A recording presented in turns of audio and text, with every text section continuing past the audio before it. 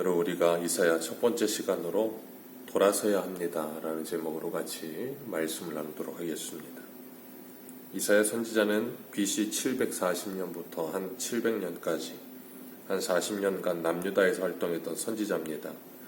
우리가 나홈서북에 전해보았던 미가 선지자와 함께 남유다에서 활동했던 동시대에 활동했던 선지자고, 이 이사야는 대선지서 그렇게 부릅니다.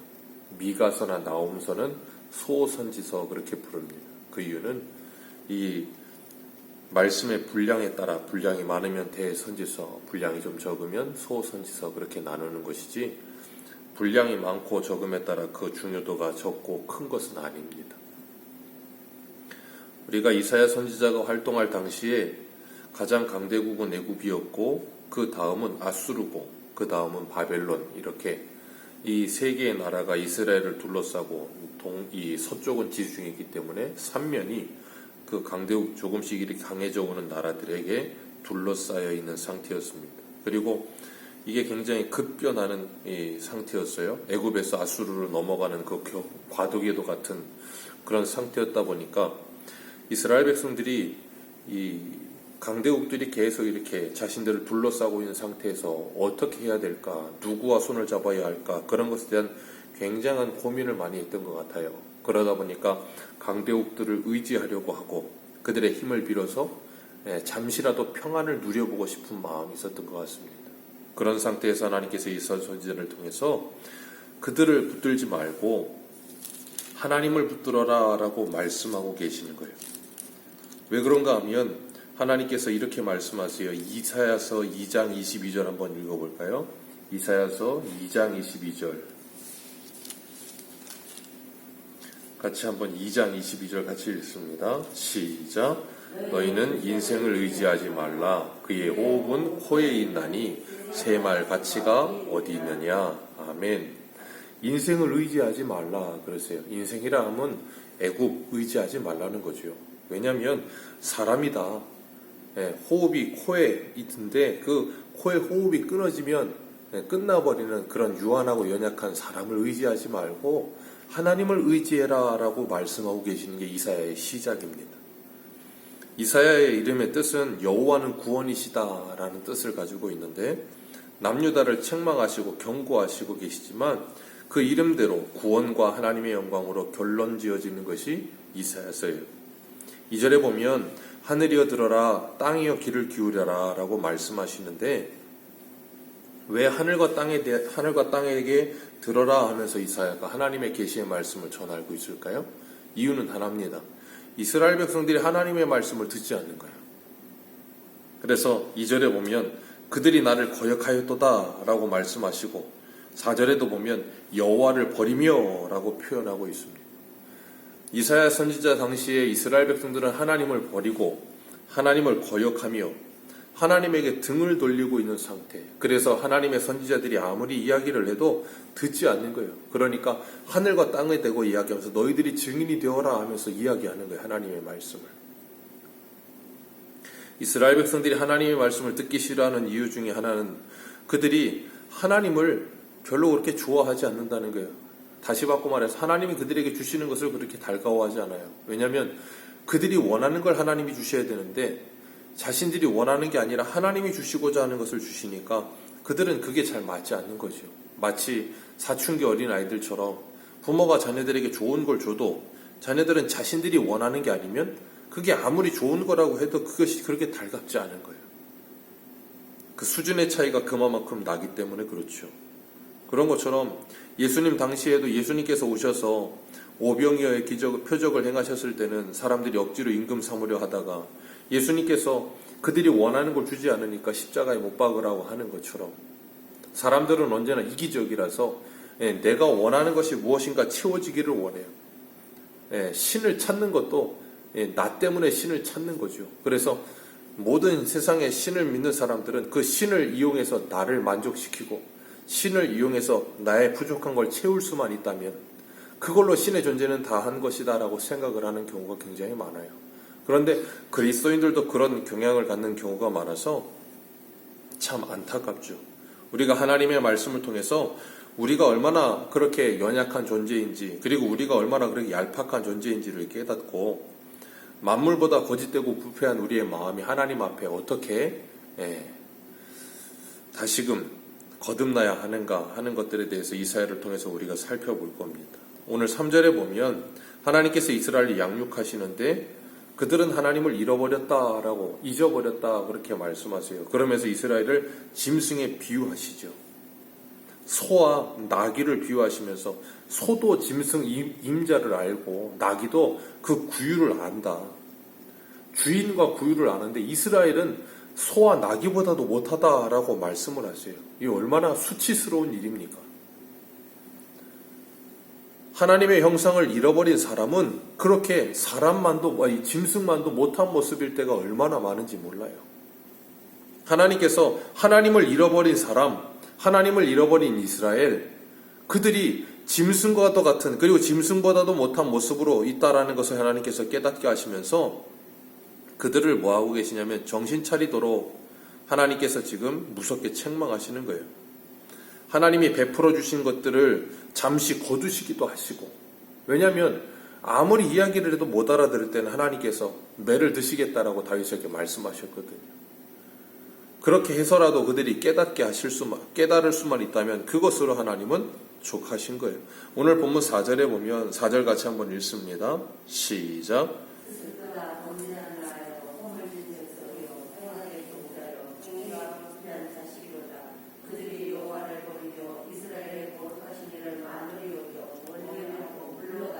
아멘.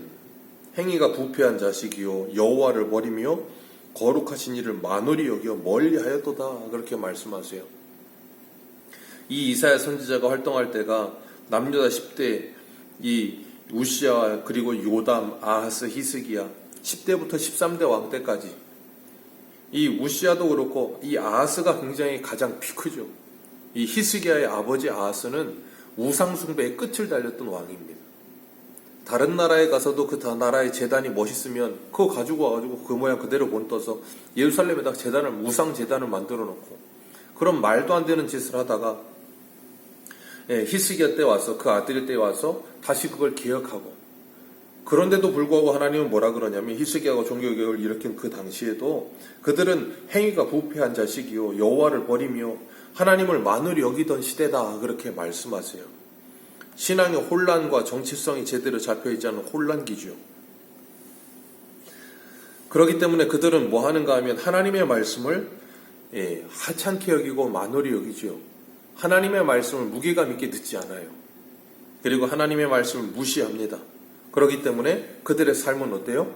그 말씀의 보호하심을 받지 못하죠. 그 말씀의 통치를 받지 못해요. 그러니까 세상의 사람과 전혀 다르지 않은 모습으로 그대로 살지요. 오늘날도 마찬가지입니다.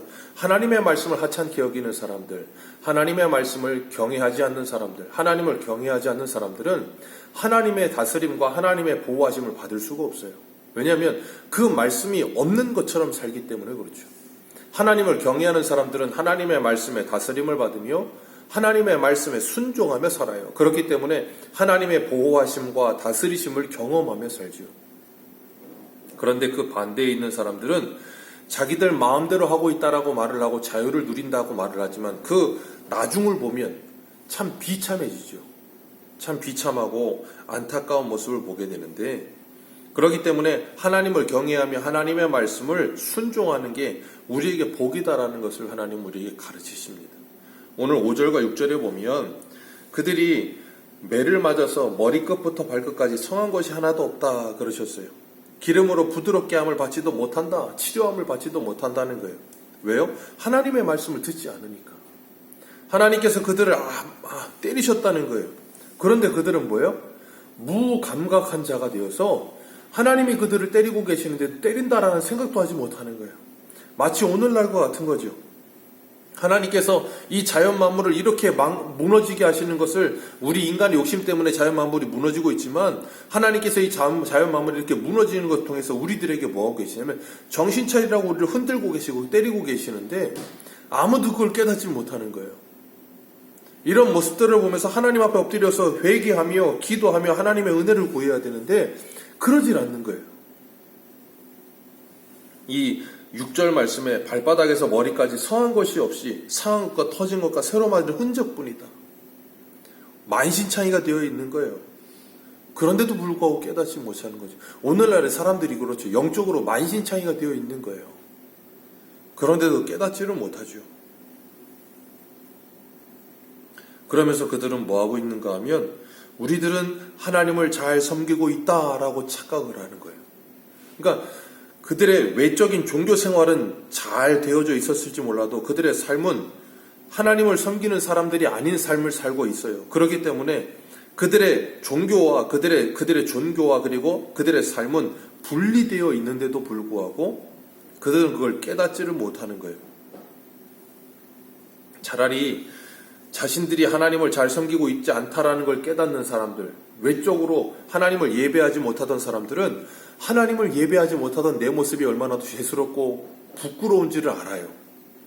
그런데 그렇지 않은 사람들이 그걸 깨닫지 못한다니까요. 종교 생활을 잘하고 있으니까 그게 신앙생활인 줄 착각하는 거예요.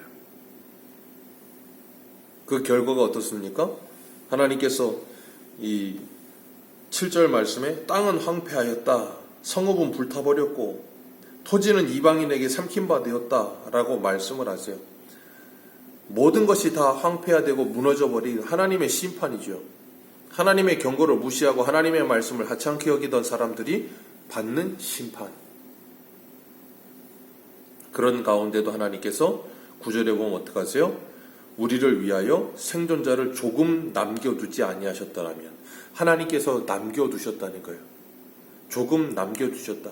그러지 않았다면 소돔과 고모라와 다를 것이 없었을 것이다. 이게 뭐예요? 하나님의 긍휼, 하나님의 은혜.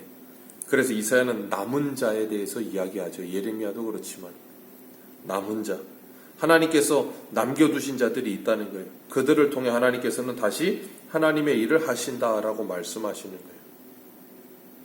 하나님께서는 오늘도 우리에게 하나님께서 끊임없이 말씀하시는 게 뭐예요? 너희들은 하나님을 알지 못하고 있다라고 말을 하면서 하나님께로 돌이켜라라고 말씀하고 계시는 거예요. 그러면서 6절 뭐라 그러세요? 머리끝부터 발끝까지 성한 곳이 없는데 어디까지 가려고 하느냐? 어디까지 가려고 하느냐라고 말씀하시는 거예요. 얼마나 더 고생해야 되겠느냐라고 말씀하시면서 가던 길을 돌이켜라라고 말씀하세요. 돌이키는 자 하나님께서 회복시키시며 하나님께서 그 말씀으로 다시 하나님의 부흥을 경험하게 하시겠다라고 말씀하시는 겁니다.